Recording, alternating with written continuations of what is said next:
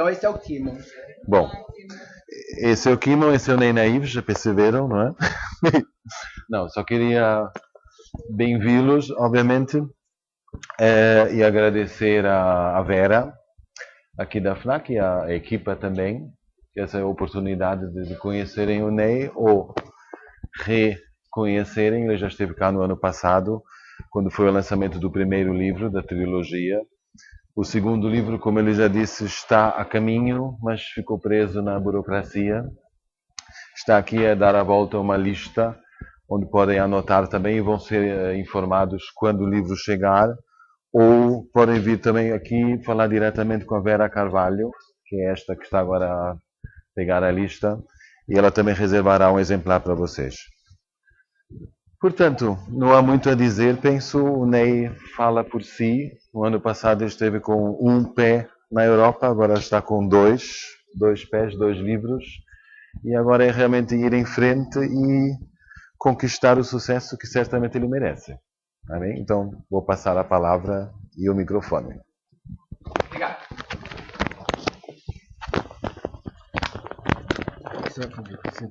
Prender aí o pulsinho.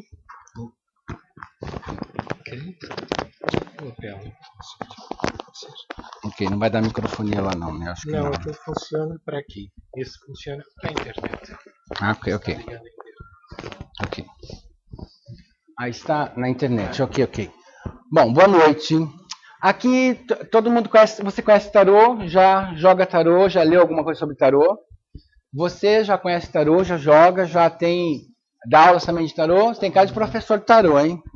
E vocês aqui, já conhecem tarô, já estudam tarô? Você também já conhece tarô?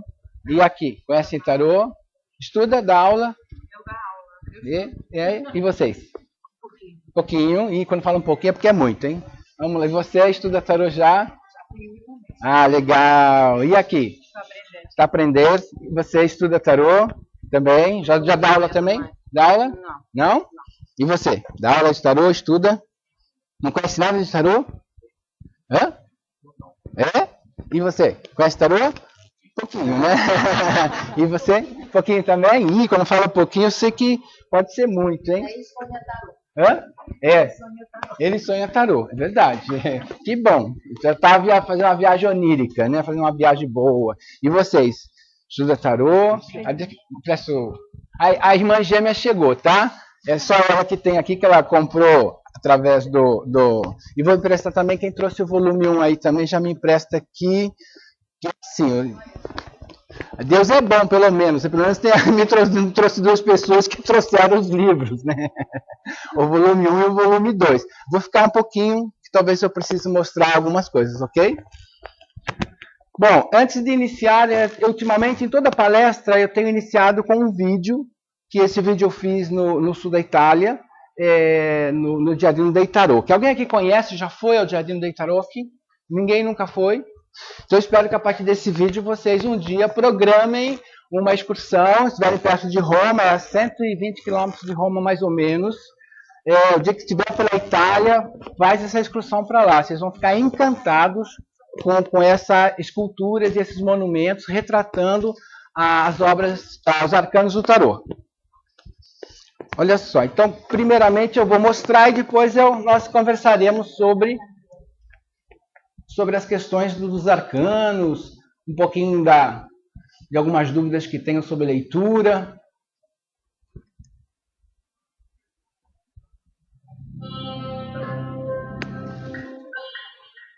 Sou Ney Naive, tarólogo, astrólogo, escritor. Estou na Itália, ao sul da Toscana, no Giardino dei Tarò, ou Jardim dos Tarôs.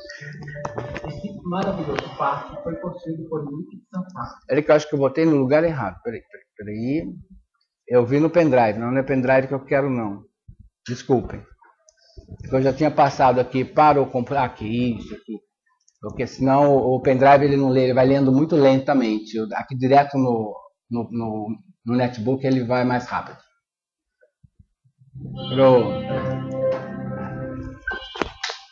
Sou Ney Naive, tarólogo, astrólogo, escritor. Estou na Itália, ao sul da Toscana, no Giardino dei Tarò, ou Jardim dos Tarôs. Esse maravilhoso parque foi construído por Nick de Sampaio, uma grande artista plástica que dedicou 20 anos de sua vida à construção de monumentos que representassem as cartas do tarô. Vale a pena uma visita. Convido a todos, tarólogos ou não, amantes ou não das cartas, que venham visitar esse parque.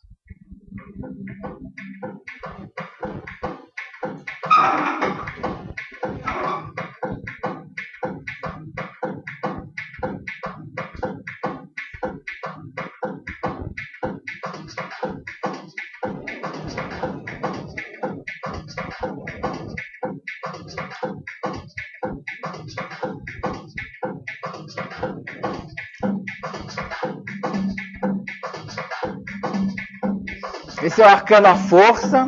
Tem um monte de excursão que vai lá. Essa é a torre, a mesa do imperador.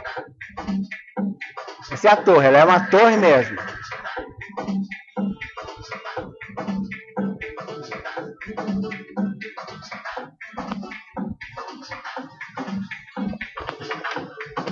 Essa é a escultura da Imperatriz, é uma casa, tem uma sala aqui dentro, tem uma cozinha, tem um quarto. É onde a Nick de Sampaio morou 20 anos. A Temperança, a casa de meditação da Temperança. Esse é o trono do imperador.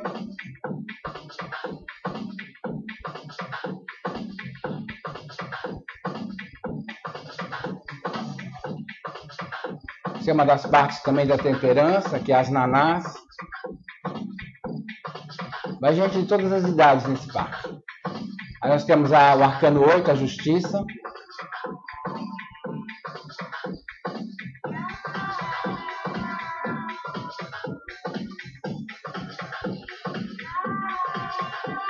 Essa é a Morte.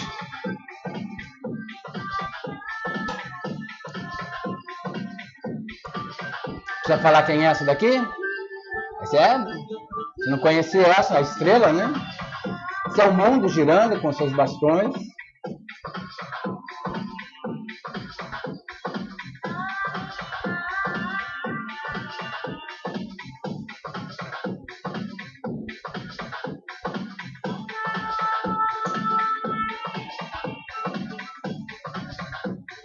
Esse é o dragão da força, que a Nick coloca um dragão em vez de um leão.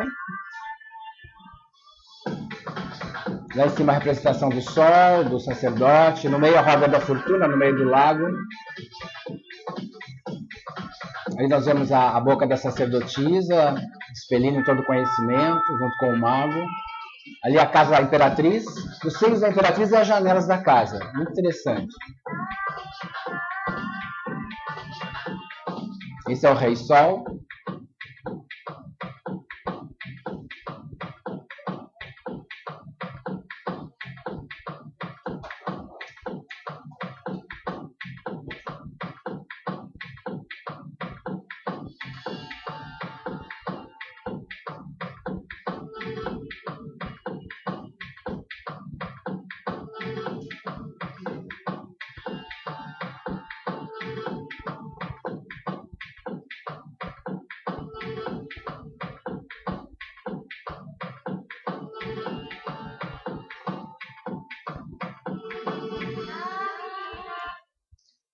Bom, eu espero que um dia vocês tenham a oportunidade de ir a esse parque. Eu acho uma obra fantástica. Foram 20 anos construindo. Foram mais de 30 milhões de dólares para construir esses monumentos. Tudo em aço e concreto. E é uma obra de arte. Você tem visitações de escolas, em todas as idades, do ensino médio, do ensino fundamental ao ensino universitário, ok? Bom, aqui, quem esteve aí na minha palestra no ano passado aqui? Eu acho que foi 1, 2, 3, 4, tá, 5, 6, ok. Então, vou começar um pouquinho por ela, porque o tema seria assim, como jogar as cartas, a questão da leitura, né?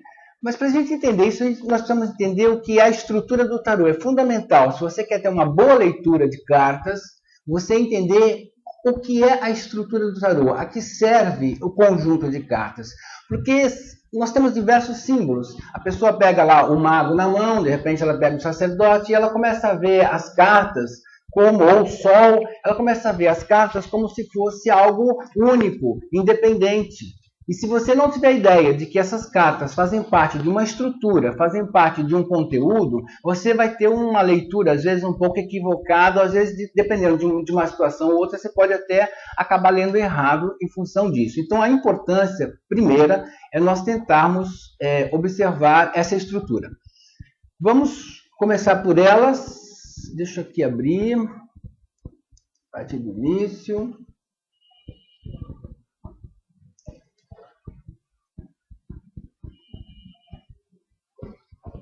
Vou deixar, vamos pular esses livros publicados também.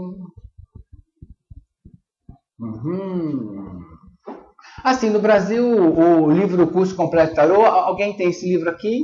Curso Completo Tarô, ok? Esse livro ganhou um prêmio em 2011. Nós, no Brasil, vendeu 200 mil cópias desse livro. Foi um livro recordista de vendas da área de tarô, né? E esse livro aqui, também o ano passado, ganhou um prêmio. Foi o melhor projeto editorial de livros técnicos. Concorreu com livros de medicina, livros de engenharia. E aí o livro de tarô ganhando, quer dizer, o pessoal achou que coisa estranha, né? Mas é o projeto técnico do livro, da parte da diagramação, da capa, enfim. Ganhamos também já 2 prêmios. Alguém conhece a Enciclopédia do Tarô? Já ouviram? Tá. No 4º volume da enciclopédia, esse tarô aqui, o tarô clássico, que vem com o curso completo de tarô, ele já foi cadastrado também, ou seja, a enciclopédia fez um levantamento de tarôs desde o século XIII, XIV até os dias atuais, e esse tarô também já foi incluído nessa enciclopédia. Eu disse aqui o ano passado sobre a questão da ILO, a International Labour Organization. Alguém aqui sabia que nós, tarólogos, cartomantes, astrólogos, numerólogos, nós somos reconhecidos pelo governo como ocupação profissional? Vocês já tinham noção, a ideia disso? Porque exatamente desde 1988, a ONU ela faz diversos projetos no mundo e acaba dando algumas diretrizes. Então, desde 88 nós somos reconhecidos. No Brasil, eu não sei aqui como é que é a lei do Ministério do Trabalho, mas eles já têm as diretrizes. Só uma questão deles, enfim, autorizarem ou legalizarem, não sei. Mas no Brasil, já desde 2002, pelo CBO 5168, nós somos registrados, ou seja, nós podemos dar consultas sem ter nenhum problema jurídico, nós podemos dar aulas, enfim, o tarólogo ele é reconhecido como ocupação profissional. Ainda vai para a legalização de uma série de coisas, deve demorar uns 200, 300 anos mais ou menos, mas um dia será também reconhecido oficialmente. Mas o importante é que, juridicamente, somos legalizados. Então, não se pode mais dizer que nós estamos à margem da sociedade, ok? E acredito que Portugal também deve ter alguma lei aí, porque isso já faz parte da Organização Mundial, da ONU, ok? Bom, vamos começar então. A grande questão é qual tarô, né? Qual o melhor tarô para se aprender? Muitas pessoas perguntam isso. Qual o melhor tarô para ler? Essa é outra questão que muitas pessoas acabam questionando. E aí uns acham que não, o tarô de Marseille é melhor, o tarô de Waite é melhor, o tarô de Crowley é melhor. Não, mas eu gosto do mitológico. Então realmente existe uma infinidade muito grande de tarôs. E o que ocorre, que nós temos que entender, é um pouco da história do tarô. Então, rapidamente, o que nós podemos começar a perceber? Que hoje nós temos o tarô baseado na simbologia, que são os primeiros tarôs, que nós consideramos os tarôs clássicos. Então, vocês podem ver aqui, nós temos o tarô de Marselha, nós temos o Scapini, o tarô clássico. Então, por que simbologia? Porque em todos eles você observa a mesma coisa. Aqui no caso do louco, né? Você vê um homem andando com um cajado e uma mochila nas costas. Então, essa é uma simbologia clássica. Muitos tarôs se baseiam na simbologia. Até o início do século XX, basicamente 99% dos tarôs eram desenhados exclusivamente dessa forma. Por isso que o tarô de Marseille ele é muito conhecido, porque por muitos e muitos séculos ele dominou aquelas imagens, aquela estrutura dele.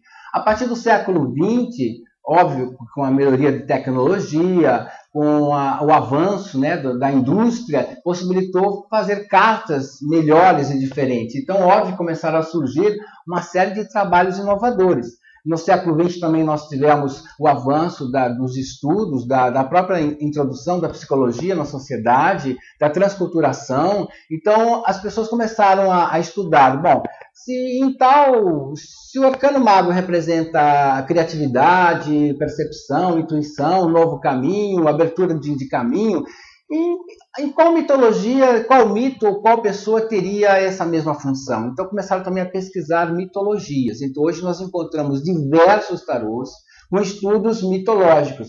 Aqui nós temos o louco no tarô nórdico, o louco no tarô de Lisboa, o tarô mitológico é o mais conhecido, e aqui o louco no tarô arturiano, pouco conhecido, mas todos lidando com a mesma temática. Agora, começa a mudar sensivelmente a ilustração.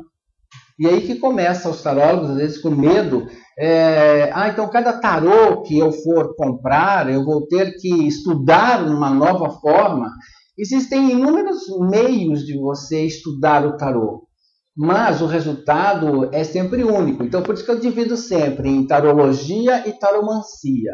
A tarologia, ela pode, que é o estudo do tarô e das cartas, você pode começar a iniciar por diversos planos, ou da simbologia clássica, ou da simbologia mitológica, ou até por os assuntos herméticos, como cabala, astrologia, numerologia. Então, tudo isso é possível você iniciar o estudo do tarô. Porém, na taromancia, todos eles agem da mesma forma. Porque o mago vai ser sempre início, criatividade, expectativa, desejo.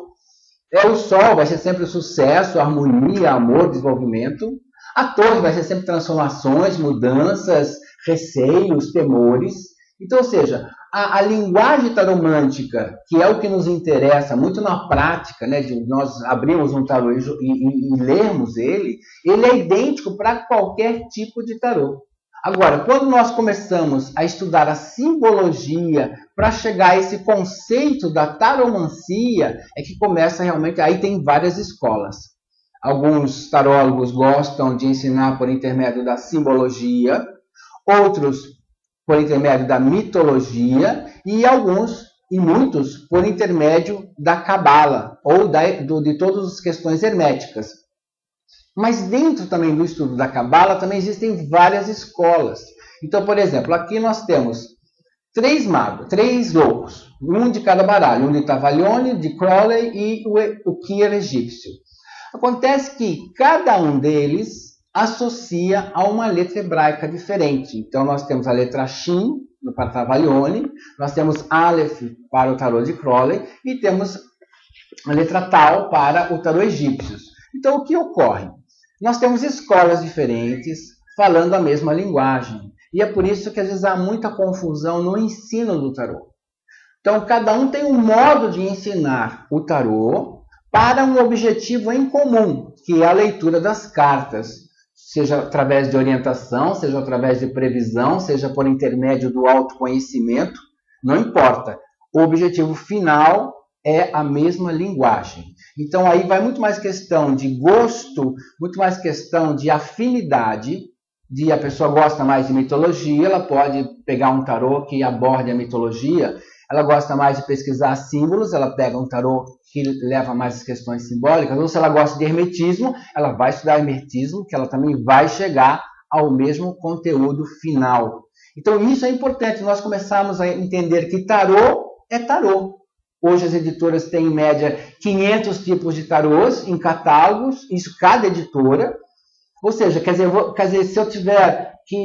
se eu gostar desses 500 tarôs, eu terei que fazer 500 cursos de tarôs? Quer dizer, eu vou passar minha vida inteira tendo curso? Não, porque a parte básica e estrutural do baralho é única. Então, uma vez que você aprendeu o significado taromântico da carta, ele vale para qualquer tipo de tarô. Inclusive no tarô de Waite, que a partir dele, e ele influenciou muitos outros tarôs, há uma inversão das cartas 8 e 11, que é a justiça e a força. Ele inverteu as imagens, inverteu a numeração. Mas ele só inverteu por uma questão simplesmente da fraternidade que ele frequentava. E isso que era a Golden Dawn. E isso ele deixou muito claro num dos livros dele, escrevendo sobre o livro. Ele diz lá no livro referente, aqui, está copiado aqui, esse é o original do livro, é que ele deixa muito claro a questão que, por questões e razões que só competem a mim mesmo e a mais ninguém, quer dizer, eu não vou explicar o porquê eu fiz isso, a mudança do título da justiça, o que usualmente é o número 8, não acarreta nenhuma variação na taromancia. Então, o tarotista, quem for ler o tarô, não vai ter nenhuma diferença na leitura o fato da justiça e a força estarem com números inversos no tarô dele. Então, ou seja, voltamos à questão da taromancia. Não importa o que você faça no tarô, você pode mudar os números, pode mudar toda a estrutura de sequência, não importa. O significado da carta, ele é imutável. Ele permanece dessa forma. E aí, esse baralho influenciou muitos outros baralhos, inúmeros tarôs, e que também faz essa inversão de 8 e 11, e não tem a menor ideia do que se trata isso. A ideia da inversão, deixa eu ver aqui se eu consigo voltar, vou fazer aqui, anterior, ok, muito bem. A ideia aqui da inversão se trata, não deu certo,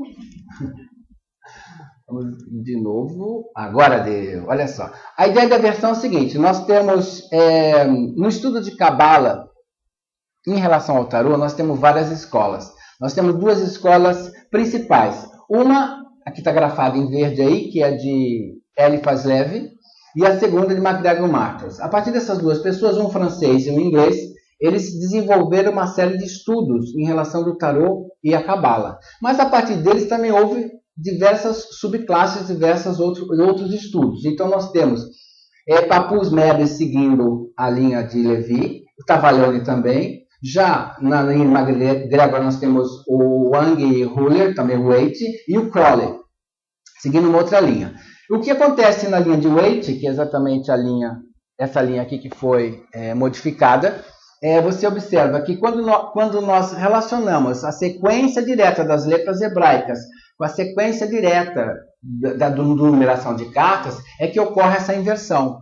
Porque isso tem um fator doutrinário que eles têm, que usavam o tarô com a magia com o tarô, e isso também é possível. Uma das inúmeras vertentes do tarô é você usá-lo em magia, não é só na questão de previsão, não é só na questão de terapia. Eu diria que o tarô hoje ele é usado em diversos segmentos, em diversos níveis. A terapia o pessoal tem usado bastante, como meditação com o tarô, a parte terapêutica de diagnosticar, problemas psicológicos, emocionais, previsão com o tarô, que é o mais comum, a parte da taromancia. Então, ou seja, existe um fundamento, essa mudança de inversão de número. Agora, para a taromancia, isso não influencia em absolutamente nada. Então, quando nós estudamos tarô, nós temos que ter essa ideia de que o tarô é uma variação artística. Nada mais do que isso. E se começar a discutir, esse tarô é melhor que o outro, não existe tarô melhor que o outro, porque você pode, inclusive, jogar tarô sem tarô. Não tem tarô, você pega um papel, se você tiver um bom conhecimento das cartas, você pega o papel, recorta ele em 22 pedacinhos, numera de 1 a 22, embaralha aquele papelzinho e joga. Não tem papel? Pode fazer mentalmente também, se você quiser. Se tiver um bom domínio do tarô, um bom domínio das imagens arquetípicas, do sentido e significado das cartas, você também pode montar um método na sua mente, um jogo de 3 cartas, começo, meio e fim. Aí você pede a pessoa, fala o número de 1 a 22, fala o número de 1 a 22, e aí você vai associando com a carta e montando mentalmente essa tiragem. Então, ou seja, que na realidade, quando nós lidamos com o papel tarô, o único intuito da nossa mente não esquecer o que foi tirado. Porque às vezes você faz um jogo que às vezes demora, por exemplo assim, a mandala ou a roda astrológica, é um método em que você às vezes fica 1 hora, 1 hora e meia falando com a pessoa, explicando toda a situação. E óbvio, se você trabalha só mentalmente, você não vai ter condições de memorizar rapidamente ou ficar gravado na sua mente o jogo. Então, nós também usamos o papel no sentido de não esquecermos o que foi tirado, não esquecermos as posições das cartas. Então, ou seja, mas podemos, enfim, usar o tarô sem o próprio papel. É mais lúdico, é mais bonito e, de certa forma, nos ajuda melhor a concentrar quando você vê o símbolo. Aí você mergulha naquela imagem, você lembra de muitas coisas. Então, a imagem acaba fazendo um processo associativo do que você estudou para que você faça a lembrança ou a intuição venha mais rapidamente através daquele símbolo, através daquela imagem, do que, às vezes, a pessoa ter que falar e você ter que apenas visualizar. Então, por isso tem que ficar claro que todo o que nós temos hoje de tarô é variação artística. E cada um escolhe e joga o tarô que bem entender. Nenhum tarô é melhor que o outro. O que nós podemos dizer é que o conhecimento de um pode ser um pouco maior do que o outro devido ao estudo, devido ao tempo, devido à prática. Agora, os tarôs, as imagens dos tarôs são absolutamente idênticas. No nível de imagem arquetípica, no nível de taromancia. Então, você pode usar o tarô que você achar mais bonito, achar mais simpático. Eu digo que tarô é como roupa. Existem calças, existem camisas, saias, e cada um realmente usa aquilo que mais lhe agrada. Uma outra questão que tem que ficar bem claro quando nós lidamos com o tarô e lidamos com os oráculos, é saber para que serve o tarô e para que serve a astrologia. Às vezes o cliente chega, ou até todos nós, pensa que vai tudo falar tudo. Chega no tarólogo, acha que ele pode falar tudo. Chega no astrólogo, pensa que ele pode falar tudo. Não pode. Há limitações entre os oráculos. Cada oráculo tem uma área para ser lida, tem uma área para ser desenvolvida, e um oráculo tem a sua função. Então, podemos começar a tentar a entender essa divisão. Eu vou ter oráculos que trabalham o ser da pessoa e oráculos que trabalham o estar da pessoa. Você pode ser uma pessoa calma e estar nervosa. Você pode ser uma pessoa ansiosa e estar calma. Então, qual é a função do tarô? Analisar principalmente o estar. E qual é a função da astrologia? Analisar principalmente o ser. Então, a gente pode dividir aqui uma série de oráculos para a gente poder entender onde eu posso, inclusive, buscar orientação. Se você quer trabalhar a sua tendência de vida, como eu sou, o que eu vim fazer no mundo, quais as minhas experiências espirituais que eu devo aprender, ou o que de emocional eu vim desenvolver, que tipo de profissões se adaptam melhor ao meu ser, deve-se procurar astrologia, numerologia, quiromancia. São artes que vão lidar essencialmente com a sua natureza mais íntima. E que não importa, com o passar do tempo e dos anos, você tem aquela característica. Então, ou seja, se você quiser já saber o que está se passando comigo agora, este ano, no trabalho que eu estou desenvolvendo, na minha relação afetiva, ou se eu estou sozinho, se eu estou com alguém, quer dizer, se eu quiser uma orientação no meu momento de vida, é melhor os oráculos do ser, que é o tarô, runas, I Ching, búzios, cartas ciganas, que são oráculos que nos orientam mais para o presente momento. E quando eu falo presente, não é hoje, e sim a situação que você vive. Você pode estar trabalhando há 10 anos, você pode estar casado há 10 anos, você pode estar estudando há 10 anos. Então o tarô vai analisar esse período que você vive na sua vida, aquela situação. E é muito importante esse aspecto, principalmente porque nós vamos... Às vezes a pessoa ela quer saber, eu queria saber se eu vou... quando é que eu vou me casar? Se ela for a um tarólogo, ele dificilmente pode dizer isso. Ele pode, talvez a astrologia fosse mais indicada, porque ele vai ver períodos que os trânsitos estão mais favoráveis, de Júpiter, de Saturno, com o Sol, com outros trígonos e outras conjunções, que estariam mais favoráveis para aquele ano ou período para haver esse enlace matrimonial. No tarô, a pessoa poderia perguntar, eu vou me casar com Antônio, eu vou me casar com a Maria? Então, quando você tem algo objetivo e já está em desenvolvimento, então o tarô lhe orienta melhor. Se você tem perguntas muito subjetivas sobre a vida, é melhor os oráculos do ser. E as perguntas objetivas, é melhor olhar o oráculo do estar, que seria o tarô. Então, por exemplo, o tarô também já não responderia com eficácia se a pessoa viesse perguntar quando ela iria casar, ou quando ela poderia encontrar um trabalho adequado para ela. Isso aí seria melhor na astrologia. Mas se ela tiver 4, 5 propostas de emprego, ela pode, através do tarô, ver qual a melhor, que poderia ser mais satisfatória a ela, ou poderia trazer mais equilíbrio, e daria mais orientações. Na astrologia, no tarô, quando o cliente chega, é possível até você, inclusive, entender o que ele está sentindo naquele momento. Já com a astrologia, isso não é possível. É muito comum no astrólogo dizer que a pessoa está num trânsito, às vezes, muitos trígonos, muitos sextis, trânsitos naquele momento de vida de muita felicidade ou muita abertura, e a pessoa dizer, não estou. Porque ela está com uma vivência muito grande de tristezas que ocorreram na vida dela. Porque quando você lê o mapa, você não consegue entender o que a pessoa está vivendo naquele momento. Você tem uma tendência de vida dela. Já no tarô, eu posso analisar o que ela está sentindo naquele momento, mas eu não tenho muito como ver a tendência de vida dela. Então, os oráculos se complementam. Se você conhece um pouco de astrologia, você pode analisar um pouco a natureza da pessoa e complementar com um jogo de tarô. Ou vice-versa, dependendo da pessoa, ela já conhece o mapa dela, ou já conhece a natureza dela, ela simplesmente vai questionar e rever as questões do momento de vida dela. Então, eles vão se complementando. E isso é importante entender, para que você, às vezes, não vá a um astrólogo para perguntar se...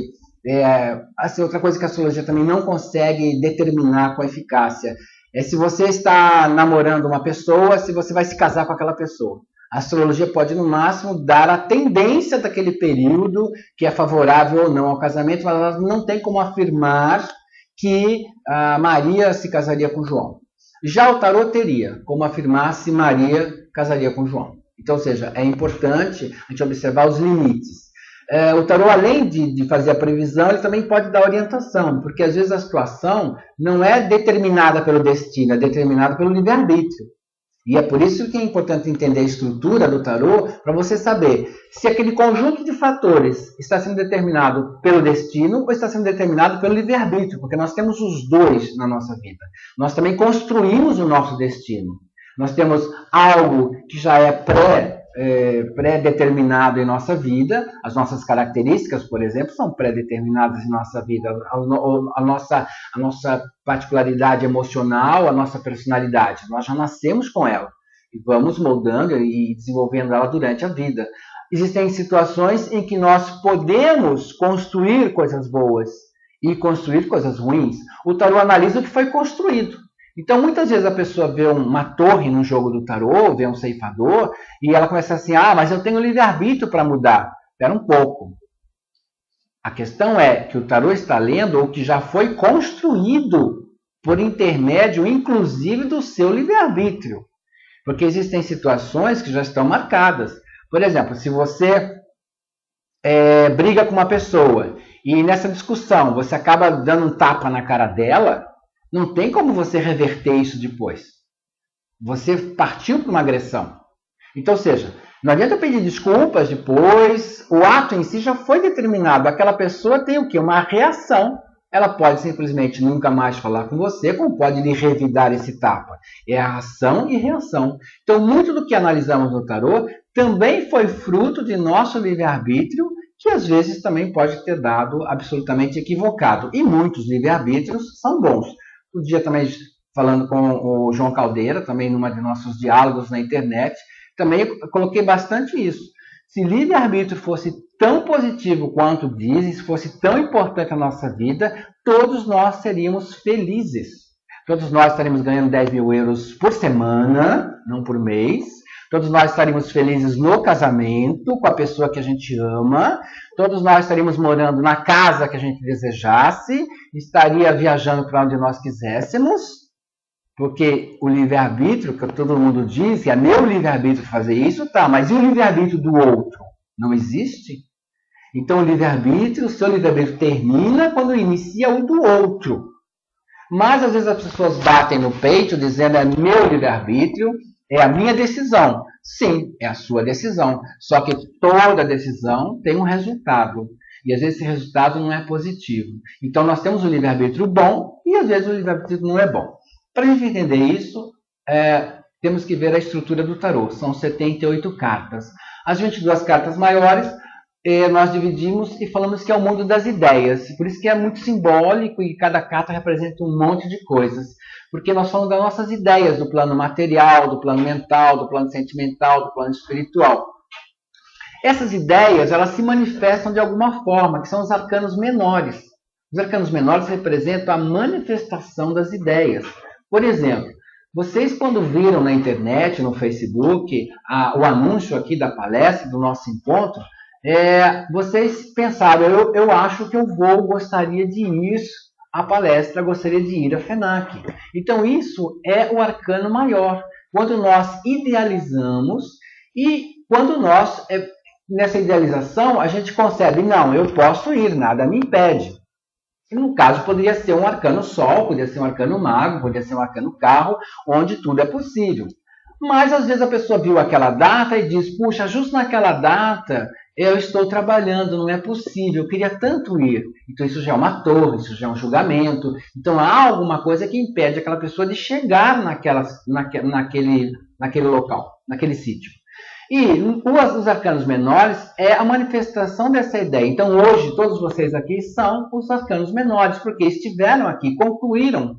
Umas chegaram mais rapidamente, pode ser através de um as de ouros, um 3 de ouros. Outras tiveram que fazer diversos baldeações, trocar de comboios. Aí pode ter sido 2 de paus, 2 de ouros, atrasou um pouco, né? Uns vieram felizes para cá, 10 de copas, outros vieram aborrecidos porque tiveram algumas notícias tristes, vieram de 3 de espadas. Então, ou seja, o arcano menor acaba de alguma forma sendo a realização de vocês aqui. Entendendo essa ideia do maior e do menor, você já começa a entender a função do tarô. É dizer, se além das possibilidades de você realizar alguma coisa, se esse resultado é feliz ou se esse resultado é problemático, se há muitos obstáculos ou muitas facilidades. Então, esse universo de possibilidades e impossibilidades é que é o universo do tarô. Dentro desse contexto, vamos falar dos 22 arcanos e agrupá-los.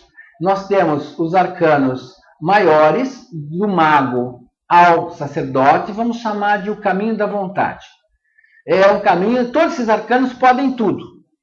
Eles podem ir e vir, comprar, enfim, tudo é possível. Então, geralmente, quando ele sai numa consulta, realmente as possibilidades são grandes. O mago tem o poder e a possibilidade. Talvez ele consiga porque ele tem essa condição. A sacerdotisa também, embora ela esteja lá refletindo, passiva, ela também tem o poder até de não querer, naquele momento, fazer nada. Então, ela está nessa posição porque ela não quer mesmo resolver, mas ela teria condições de resolver se desejasse. A imperatriz, por sua vez, enfim, está no desenvolvimento e crescimento, enfim, e todas as benesses dela. Todos esses arcanos, nos tarôs clássicos, são retratados com roupas reais, com escudo, cetro, coroa, tronos, dizendo desse poder pessoal do livre-arbítrio. Né? O livre-arbítrio, ou seja, eu tenho dinheiro, eu compro, eu tenho tempo, eu vou, eu gosto de tal pessoa, eu vou lá e me declaro para ela, quer dizer, eu tenho esse veículo livre. E essa vontade, ela vai se manifestar num dos 4 naipes. Então, todos os arcanos do tarô maior, ele tem uma manifestação em um dos arcanos menores, porque se eu tenho a ideia, eu vou ter a forma. Então, eu posso, vamos supor, querer ter uma relação possessiva, então eu posso ter, vamos supor, a ideia da vontade, eu quero a pessoa só ao meu lado, então eu posso manifestar muito o naipe de ouros. Eu posso ser uma pessoa que eu quero um relacionamento mais social, um relacionamento mais para mostrar a pessoa como troféu, se manifesta muito pelo naipe de espadas. Eu posso ser uma pessoa muito carinhosa, muito habilidosa, se manifesta pelo naipe de copas. Ou eu posso ser uma pessoa absolutamente experiente na vida, conhecedora de todos os assuntos, que respeita o outro, pode manifestar a minha vontade no naipe de paus. Então, cada arcano de todos os caminhos do tarô, eles vão se manifestar num desses 4 naipes. Então, por isso que um jogo, às vezes, ele é muito complexo, porque às vezes ele traz naturezas assim absurdas. Aqui, ou seja, no caminho da vontade, não há muita dificuldade em entender as cartas. Bom, a partir dessa nossa vontade, o que ela representa? Eu quero comprar um carro, eu quero viajar, eu quero comprar um livro, eu quero assistir uma palestra. Tudo isso são vontades. A gente acorda de manhã, hoje na hora do almoço eu quero comer um peixe frito, a mamãe faz para mim uma lasanha. Então a gente já acorda com determinadas vontades. A gente já acorda de manhã, inclusive, escolhendo que tipo de roupa nós vamos usar, o que nós temos que fazer durante o dia, que aí é a manifestação do livre-arbítrio, que é o arcano 6. Então, o que eu vou fazer durante o dia? Vou conversar com quem? Vou ao cinema de noite? Vou à escola? Vou a uma palestra? Vou a um curso? Com quem eu tenho que falar hoje? Então, é a manifestação do livre-arbítrio, é o arcano 6. Então, todos nós temos naturalmente no nosso interior todos esses arcanos, do 1 ao 6. Isso é nato dentro de nós, porque todos nós pensamos, desejamos e escolhemos. A questão é que nesse desejo e escolhas é que vem o lado externo. Então, partindo do princípio que o que eu escolhi deu certo, o tarô então traduz que os arcanos de 7 a 11 eu considero o caminho do prazer, porque todas essas cartas dão manutenção, mantém tudo aquilo que eu estou vislumbrando, fazendo, aquilo que eu estou realizando, enfim, pode ser, entrei numa universidade, eu vou estudar, estou num casamento, mantenho o casamento, estou namorando. No caminho da vontade, um exemplo, resolvi sair uma noite para festejar, porque eu estou querendo conhecer uma pessoa. Então, a pessoa sai, festeja, no arcano 6 ela conhece essa pessoa, acaba trocando, enfim, um flerte, acaba se relacionando e então namora-se. Então, os arcanos do caminho do prazer representam esse sentido do namoro. Ou então, do 1 ao 6, a pessoa está procurando trabalho, no arcano 6 ela vai escolher que tipo de trabalho ela deseja, ou com o que ela quer se desenvolver, e no caminho do prazer representa ela, então, dentro desse trabalho. Eu sei que muitas pessoas colocam, mas o eremita, que prazer o eremita tem por ele estar nesse caminho? A questão não é o prazer do eremita, é a manutenção. Porque se nós estamos dentro de um relacionamento, nós temos tempo, temos que respeitar o tempo, temos que analisar, nem todo dia é alegria e festas, temos que ter responsabilidades, do arcano 8, a justiça, dentro de um relacionamento, não posso fazer o que eu quero. E se eu estou numa universidade, eu não tenho muito para estar dentro dela, eu tenho que estudar, eu tenho que cumprir as notas, eu não posso faltar. Então, todo prazer, ele acompanha a responsabilidade. Não tem como nós queremos namorar, como nós queremos casar, termos filhos, e não ter a responsabilidade dessa educação, desse desenvolvimento. Então, por isso que o caminho do prazer, ele também tem esses arcanos que, de certa forma, às vezes são bastante difíceis, como a justiça, o eremita ou a roda da fortuna, que é esses momentos de reestruturação que às vezes nós temos, ou o momento de calmaria, ou o momento de adiar alguma coisa. E, novamente, esse caminho pode se manifestar por qualquer um dos naipes dos arcanos menores. Vamos supor que, então, eu tenha escolhido errado. Então, essa seria a opção de meu livre-arbítrio, foi absolutamente certo. Então, nós temos aí. O próximo caminho, que seria o caminho da dor, que são os arcanos de 12 a 16. Muitas pessoas não entendiam por que depois da força vinha, nos tarôs clássicos, vem o pendurado. Essa é uma das questões da Golden Dawn, da troca mágica, para eles desenvolverem, para não perder o poder. Isso é um dos fundamentos da troca do arcano mágico que foi feito. Mas hoje isso não tem mais fundamento, porque basicamente eles inexistem. Então, nesse processo de força para o pendurado, nós podemos, nesse caminho, tem duas possibilidades. Uma é eu escolhendo errado, e a outra seria pelo caminho do prazer, onde eu também posso tomar atitudes erradas.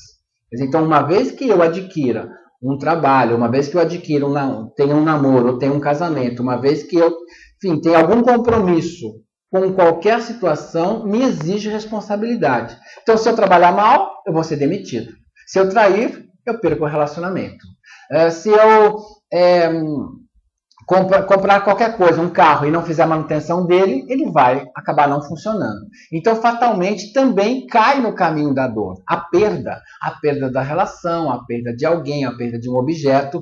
Como eu também posso atingir esse caminho da dor por intermédio da escolha errada. Então, por isso que o caminho do livre-arbítrio, que é o arcano 6, eu também posso escolher errado. Quer dizer, eu não escolho só certo, porque às vezes nós fazemos escolhas que depois a gente pensa, por que eu não fiz tal coisa? Eu devia ter feito aquilo, bem que minha intuição mandou eu fazer aquilo, eu acabei fazendo outra coisa. Então, ou seja, o caminho, às vezes, do livre-arbítrio também ele é falho, porque ele é muito baseado no nosso egoísmo, na nossa vaidade e nos nossos desejos. Então, o caminho da dor, o que ele representa no tarô? Essas cartas. O pendurado, o ceifador, a temperança, o diabo e a torre. Exatamente o destino dizendo a você, não é possível agora, ou você não vai ficar satisfeito com a situação que você deseja, você vai ter que fatalmente procurar outro caminho. Então existe uma série de obstáculos e dificuldades que essas cartas apresentam, que é uma orientação espiritual. E é isso que nós temos que entender. O mundo espiritual, o mundo superior está nos dando um aviso.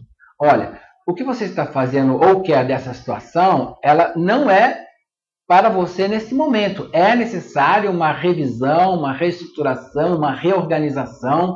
Então, se você pergunta, eu vou comprar um carro, e aparece qualquer carta do caminho da dor, já está mandando você rever uma série de coisas, porque o caminho é difícil. Eu conheci uma pessoa, vou me relacionar com ela, quer dizer, qualquer carta do caminho da dor já tá dando obstáculos, a felicidade não está aí. Mas o meu livre-arbítrio? Claro que existe o livre-arbítrio, mas se você insistir em coisas erradas, seu livre-arbítrio não funciona, e você vai continuar sofrendo, porque se livre-arbítrio fosse bom, todos nós éramos felizes. E ninguém é tão feliz 100% assim, apesar do livre-arbítrio. Então, há momentos que nós temos que aceitar o obstáculo, nós temos que aceitar as dificuldades e transcender, buscar um novo caminho, buscar uma nova forma. Nos tarôs clássicos, todas as cartas do caminho da dor são pessoas fora do contexto social, como vocês observam das cartas 1, a carta 11, do mago à força. Nós temos ali toda uma questão de roupas, tronos, cetros, muito bem equilibrados e desenvolvidos, mas nas cartas do caminho da dor, nos tarôs clássicos, as roupas já são de pessoas pobres, já aparece a figura da morte, do anjo, do diabo, que não é nada humano, são figuras transcendentais, são figuras ligadas ao mundo superior, ao mundo espiritual, e a própria torre, que é um raio, rompendo com uma construção humana. E é bom lembrar que o raio, até o final do século XIX, era inexplicável e era considerado algo divino. Imagine na Renascença, no final da Idade Média, quando as cartas surgiram. Então, essa carta representava muito a vontade de Deus. E a vontade de Deus era romper aquilo que você construiu. Então, se você estava pensando, vou comprar um carro, sai torre, é melhor não comprar. Porque fatalmente terá um prejuízo, fatalmente terá um problema ou uma dificuldade. Não é que você não compra, você pode comprar, mas pode vir com defeito, pode vir com uma série de coisas. Então, ou seja, todas as cartas do caminho da dor acabam revelando dificuldades. Mas também não há mal que sempre dure. Então, a primeira carta nua dos tarôs clássicos é a estrela que está no caminho da esperança. Por que nua essa carta nos tarôs clássicos? porque representava a libertação de tudo, o despojamento do contexto social, do contexto interior, exterior, dos modelos, das estruturas, inclusive até dos próprios fracassos ou da tristeza ou da dor. É como se houvesse a renovação da vida em todos os sentidos, a pessoa renascesse. Então, depois de uma torre vem sempre uma estrela, depois da tempestade vem sempre a bonança. Isso é um ditado muito interessante. E aí a estrela representa esse conteúdo. É a primeira vez que aparece a natureza completa nos tarôs clássicos. Então, hoje em dia não. Devido à grande variação artística, hoje os artistas plásticos, o que eles fazem? Eles desenham o tarô através do conceito arquetípico da carta, do significado da carta e não mais com relação à imagem. Então, muitas coisas realmente nos tarôs muito atuais, muito contemporâneos, se perdem. Então, por isso a necessidade de entender os tarôs clássicos, para você entender os tarôs atuais, mais contemporâneos, e poder ler qualquer um. E poder entender por que essa carta, a estrela, representa a esperança. Por que a torre representa o rompimento? Por que o pendurado é essa dificuldade? Ou por que o imperador tem o poder de realizar tudo? Porque dentro dos tarôs clássicos, isso era muito bem desenvolvido através dessa simbologia. E através dessa estrutura, você acaba entendendo quando eu tenho poder e quando eu não tenho. Então, até agora, caminho da vontade, você faz o que bem entende. No caminho do prazer, o seu livre-arbítrio foi super positivo e resultou em coisas benéficas na sua vida. Já o caminho da dor foi o seu livre-arbítrio equivocado. Mas também, o caminho da dor também pode ser atingido quando você usa mal a realização que você fez com o seu livre-arbítrio. E a partir da estrela, então, nós entendemos que o restante do tarô, que seria da lua ao mundo, e mais o louco, que é o arcano sem número, são cartas que lidam com a evolução, com o aprendizado, com o autoconhecimento. Todas essas cartas suscitam, elas desenvolvem na pessoa a questão dela descobrir o que é melhor na vida dela. Aqui o destino ou as outras pessoas à sua volta estão a seu favor. Diferente das cartas do caminho da dor, em que o destino ou as pessoas à sua volta estão contra você ou não estão em harmonia com você ou não desejam de forma alguma lhe ajudar de alguma forma. Já as cartas do caminho da evolução, de alguma maneira haverá facilidades de solucionar as dificuldades ou haverá facilidades de realizar aquilo que se deseja, porque ou o mundo espiritual, ou as pessoas à sua volta, de alguma forma vão lhe ajudar. O louco, tradicionalmente, é um arcano sem número. Ele veio a ter número no século XX, ele é 0, ou começaram a grafar nele 0 ou 22. Mas ele é um arcano sem número, ele é o elo de ligação entre o mundo e o louco. Por isso que alguns baralhos começam explicando sobre o louco, o que é o louco, e outros ele vem por último terminando. Tanto faz. Porque o louco é esse elo entre o mundo e o mago. O mago, ele a carta do mago, ele tem a mesa e os 4 elementos. Então representa o microcosmos. A mesa representa o microcosmos, os 4 elementos, que é exatamente os arcanos menores, inclusive, que é o elemento terra, o naipe de ouros, o elemento ar, que é o naipe de espadas, o elemento água, que é o naipe de copas. E representando ali pela faca, pela chaleira, pelos dados, pelo bastão. E a última carta, também, o mundo também vem representando os 4 elementos, só que de uma outra forma. Nós temos no mundo a mandorla, que são essa forma circular, e os 4 elementos fora dessa mandorla. Então, ou seja, aqui nós temos o macrocosmo. Então, no mago eu inicio, no mundo eu termino e parto para uma nova vida, parto para um novo ofício, parto para uma nova situação, por intermédio do arcano louco. E vou de novo desejar alguma coisa. Então, o que acontece? Na vida é muito comum. Depois que nós perdemos ou aprendemos com algumas perdas, nós então vamos escolher novamente. Aí escolhemos de uma forma mais madura, de uma forma mais elaborada. Então, o que acontece? Na vida, nós sempre vamos ter esses 2 elementos. Ou tudo que você faz resulta no caminho da dor ou no caminho do prazer. E vem a questão, tudo que eu fizer na minha vida, eu vou ter dor ou prazer? Não necessariamente, porque uma vez que você aprende com esses dois veículos, da dor ou do prazer, ele desaparece. E você só passa a trabalhar o caminho da evolução, o caminho do meio, como dizia Buda. Porque você não vai nem pelo caminho do sofrimento, nem pela felicidade suprema. Você vai por uma questão equilibrada. Isso é muito simples. Desde criança, isso nós aprendemos naturalmente. Você tem o primeiro relacionamento, onde você aposta tudo na sua vida, você tem realmente, acredita em todas as felicidades, você constrói 1000 castelos, confia, dedica a sua vida ao outro. Em dado momento é fatal que haverá um rompimento, porque sempre há na nossa vida as mudanças, a pessoa, vamos supor, se separa, ou rompe, ou é traída, ou é deixada, é abandonada, e num segundo relacionamento nós vamos então tentar corrigir essas falhas, ou seja, não posso mais buscar determinados tipos de pessoas, não posso ter mais determinado comportamento, então você realmente tem uma mudança de comportamento, então você evolui. A mesma coisa no trabalho profissional, a mesma coisa na nossa vida pessoal. Nós vamos, ao longo da vida, nos reestruturando a cada situação, a cada elemento. Eu posso, inclusive, estar em diversos planos diferentes. Eu posso estar no caminho do prazer, na minha relação afetiva. Posso estar no caminho da dor, no meu lado profissional. Então, eu não tenho eu não vivo um único arcano na minha vida, no meu dia. Eu posso viver vários arcanos no mesmo dia e simultaneamente.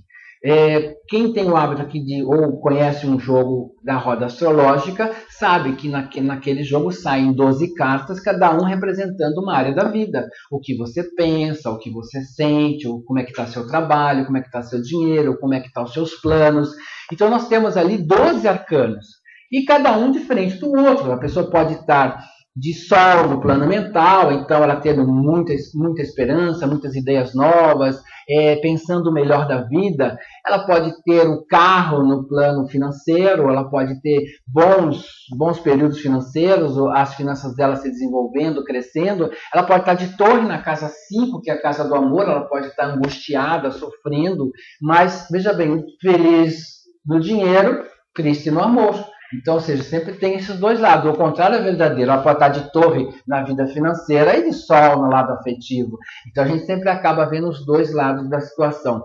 E pode estar no lado profissional de mago, buscando uma ideia nova. Então, na verdade, nós podemos usar isso, todas essas informações, nesse jogo do mandala e na nossa própria vida. Então, é importante entender que a nossa vivência, o nosso dia a dia, nós podemos estar numa área, num caminho do equilíbrio e na outra área no caminho do desequilíbrio. Nós não vamos ser equilibrados 24 horas em todos os planos. Senão ninguém estaria aqui, já teria ascendido, já estaria lá em cima, ao lado de Deus Pai, ou já seria algum santo, né? Nós estamos aqui o quê? Para trabalharmos os nossos karmas, trabalharmos as nossas imperfeições, para nós sabermos como lidar com o nosso dia a dia. Nós podemos moldar a nossa natureza, controlar os nossos ímpetos. Fatalmente a gente vai brigar um dia e no outro dia a gente vai reconhecer o nosso erro e não brigar mais. Um dia a gente pode estar muito negativo, pensando em coisas ruins, no outro dia a gente fala, não posso ser dessa forma, começa a pensar coisas boas. Então, ou seja, nós somos humanos. E aí que entra o tarô. O tarô analisa a alma humana, ele não analisa o santo. Se você é santo, ele não analisa. Isso pode ter certeza. Se você quer abrir o tarô e só ver lá sol, eu queria um tarô que tivesse 78 sóis. Né? Ou seja, eu não quero torre no tarô, não quero ceifador, não quero pendurado, não quero 3 de espadas no tarô, não quero o 9 de espadas. Está se enganando. Se você abre um jogo de tarô e se choca com o que você vê, você não está sabendo o que é o tarô. O tarô é para você abrir e ver ali uma torre no seu plano mental e você procurar entender por que eu estou assim. E não simplesmente fechar o tarô e abrir de novo para ver se abre outra carta mais bonitinha. Porque as pessoas têm esse hábito. Não gostei desse jogo, fecha, faz outro. Né? E vale sempre o primeiro jogo, você esquece o segundo. Tá? Ah, mas perguntou lá da relação afetiva, perguntou do trabalho, disse que não dá certo. Faz um outro jogo, faz um outro método, vê se responde outra coisa. Então as pessoas vão se enganando, porque o livre-arbítrio dela, a vaidade, o egoísmo dela faz com que elas se iludam de que o tarô parece mágico. Muitas pessoas vão ao tarô e pensam que o tarô vai fazer magia. Ah, vai mudar as cartas, vai mudar meu destino. Não. Muitas coisas você tem o poder de mudar. Se sai mago, sacerdotisa, imperatriz, imperador, sacerdote, com certeza o poder está nas suas mãos. Saiu lá na casa 6 da mandala, por exemplo, saiu o imperador. Você é dono da sua vida profissional, ninguém mais. Agora, arque com as consequências. Saiu lá o carro no lado profissional, na casa 6 da mandala. Você está em desenvolvimento profissional por mérito.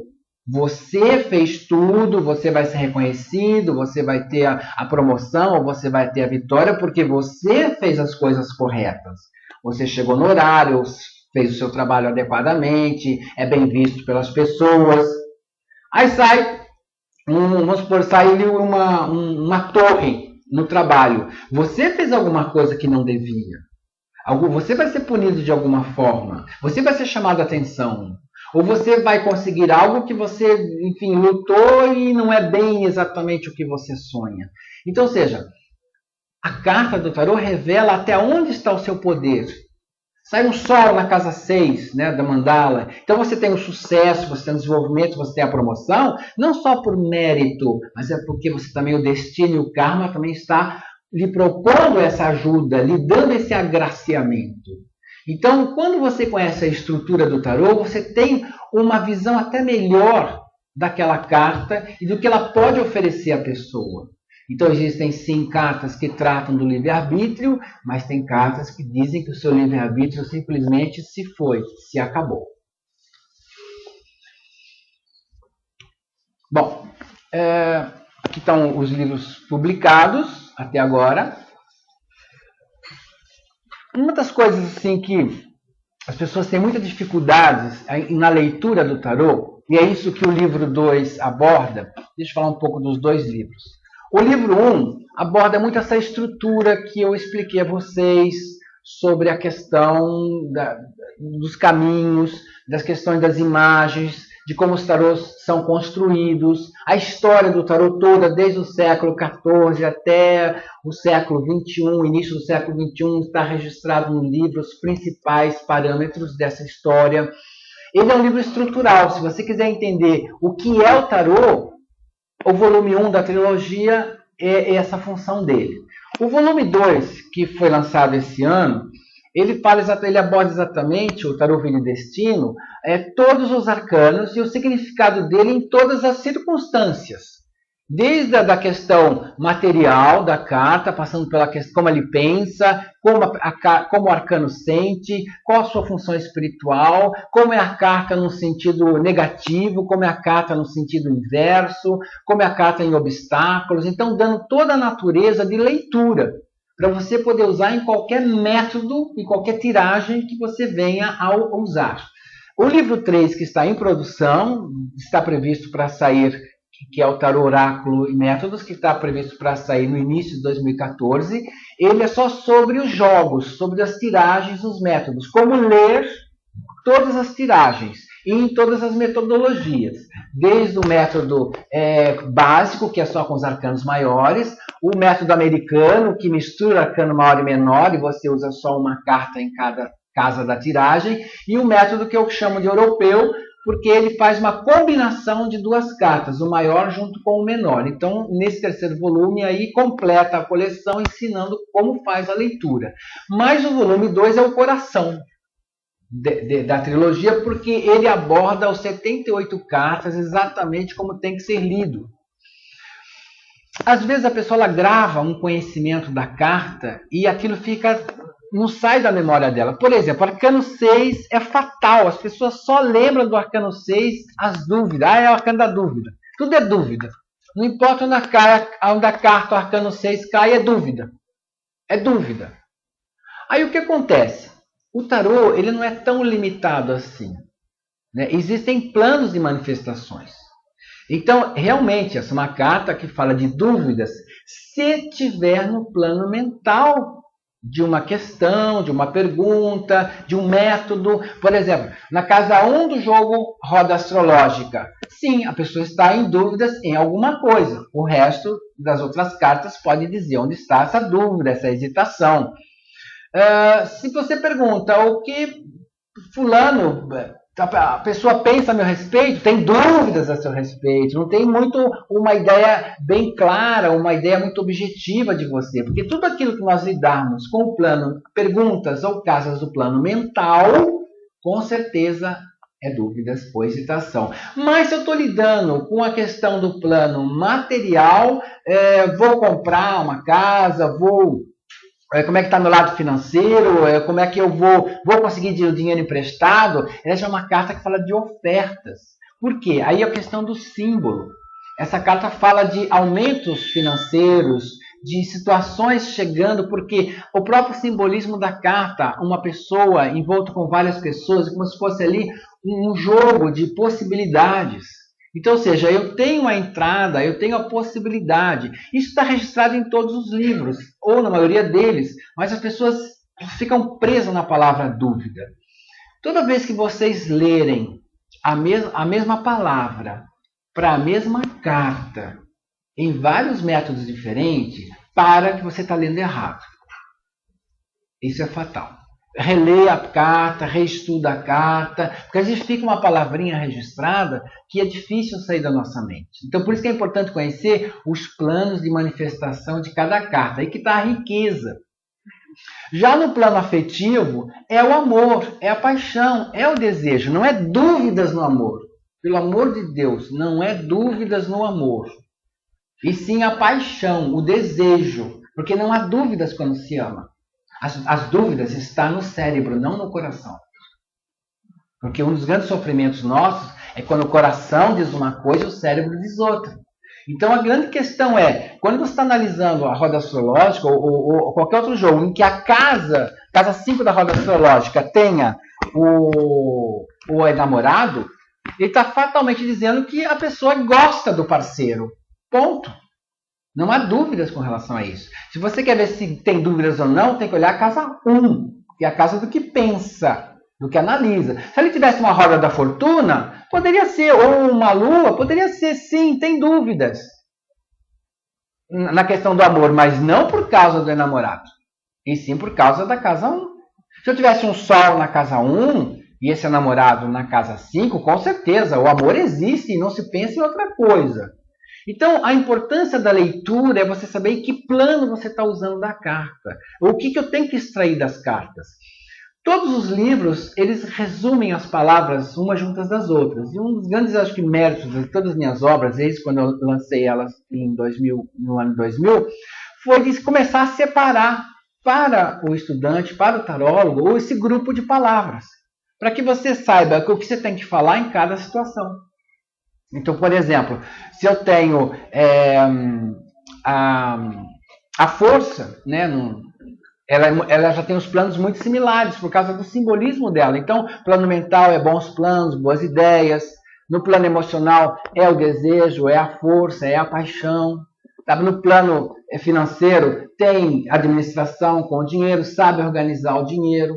Então, a questão é saber como interpretar a carta naquela casa da tiragem. Então, essa é a parte mais que as pessoas acham que é mais complexa, porque acabam não vendo como manifestações da nossa vida. Eu tenho o meu lado material na minha vida, eu tenho o meu lado mental, eu tenho o meu lado sentimental, e toda pergunta é relativa a um desses planos. Quer dizer, eu vou me casar?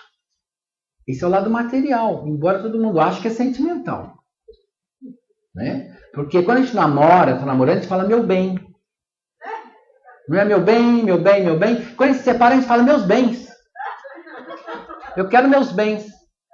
Porque o casamento é uma instituição, é um contrato jurídico. É isso que faz o casamento. Não é o amor. Existem muitos casamentos que não têm amor e continuam casados. Tem muita gente que ama e não casa. Então, amor não é garantia de casamento. Isso tem que ficar claro. Para quem estuda tarô, isso tem que ficar claro. Para quem não estuda, pode continuar misturando, que não tem problema. Mas para nós que temos que analisar corretamente, isso tem que ficar claro. Que amor não necessariamente está ligado ao casamento, o casamento não está ligado ao amor. E aí você começa a entender melhor a carta e a sua própria vida. Então, casamento é matéria, amor é sentimento. E a relação, o dia a dia da conversa e da troca é o plano mental. Então, nós entendemos que a nossa vida é holística porque nós usamos esses 4 planos simultaneamente. Então, o casamento é um contrato jurídico, é quando você mora com alguém, você realmente gosta dessa pessoa, que é o lado sentimental, é o plano sentimental. Você tem um relacionamento com essa pessoa, isso é muito importante, isso é o plano mental. E você tem o quê? A harmonia, o respeito, a compreensão, que é o plano espiritual. Então, nós vivemos esses 4 planos. Quando você não tem respeito à harmonia, você perde o plano espiritual, é uma deficiência nos outros planos e acaba dando um problema no relacionamento. Acabam brigando, que fatalmente, por mais que você ame, acaba em separação. Então, muita gente se separa amando, muita gente se separa ainda pensando na pessoa que se foi. Porque nós vivemos esses 4 planos de uma forma equilibrada, ou se um desses planos estiver desequilibrado, fatalmente existe um problema nesse relacionamento e pode fatalmente existir uma separação. E isso é que o tarô vem informando. Em que nível, em que plano se encontra o seu casamento, em que plano se encontra o seu trabalho, em que plano se encontra a sua vida familiar, social, enfim. Esse é o mistério que nós tentamos entender durante uma consulta. Mas para chegar aí é importante entender da estrutura do tarô, da divisão das 4 cartas, dos 4 planos, e o que o método, a tiragem exige. O que ela está dizendo? Aquilo ali, aquela casa, ela é material? Vamos falar de coisas materiais. Aquela casa fala de sentimento? Vamos falar de sentimento. Aquela situação está em equilíbrio, está em desequilíbrio? Vamos orientar. Porque o tarô ele não só prevê, ele também orienta. É necessária a orientação do tarô.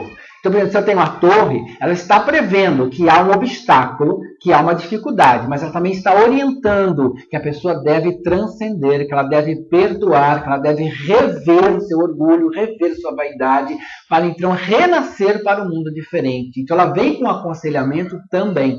Então, quando nós abrimos uma carta de tarô, nós temos dois aspectos simultâneos. A previsão, que é a parte da taromancia, e a orientação, que é um aconselhamento.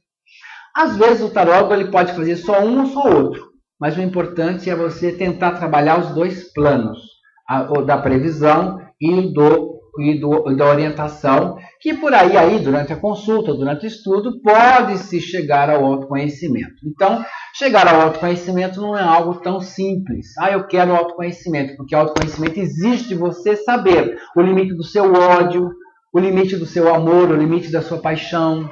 Autoconhecimento não é rezar, orar, não. Autoconhecimento é saber quem eu sou e até onde eu sou capaz de controlar o meu interior. Por isso que a força representa esse autoconhecimento. Porque ela controla o leão, ela controla os instintos. E é o que nós temos, às vezes, de controlar, os nossos instintos. Não é? Como eu tive que controlar hoje, porque os livros ficaram na alfândega.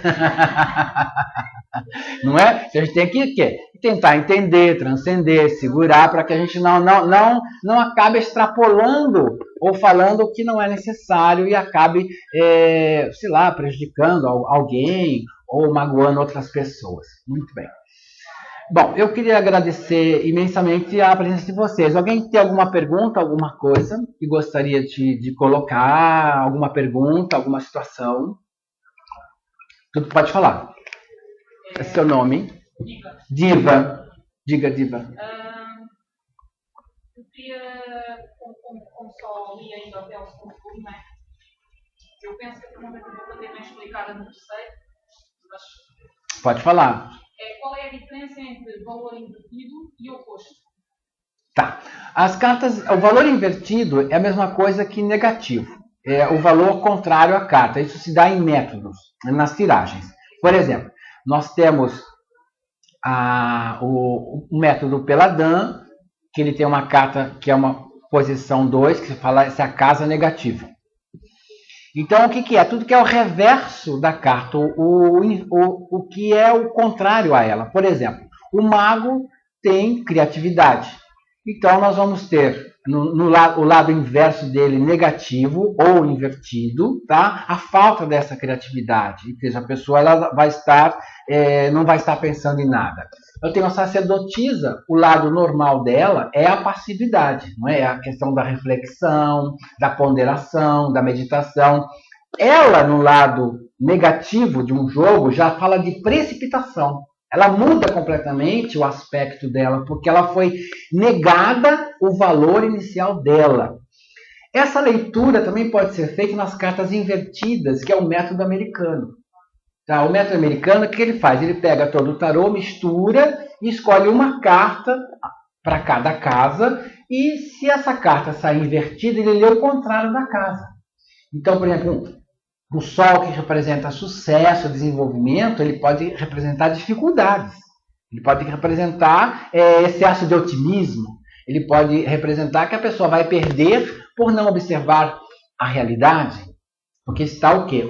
Invertendo aquele valor fundamental inicial da carta. Por isso que a leitura, por isso que a tiragem, a leitura dentro de uma tiragem, ela muda sensivelmente o valor. Por isso a importância de você conhecer todos os aspectos. E o obstáculo, que é exatamente a questão da diferença entre a carta negativa e invertida, é a mesma coisa.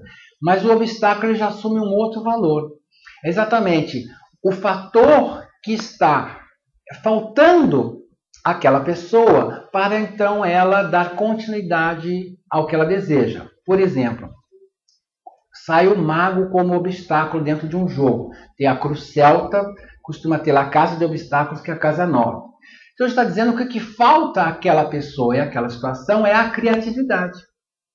Diferente de estar negando a criatividade. Está faltando. Falta o sol. Está faltando o otimismo. Faltando toda aquela de ver a vida muito clara. Não é diferente do inverso, que estaria dizendo que a pessoa poderia perder por estar vendo errado.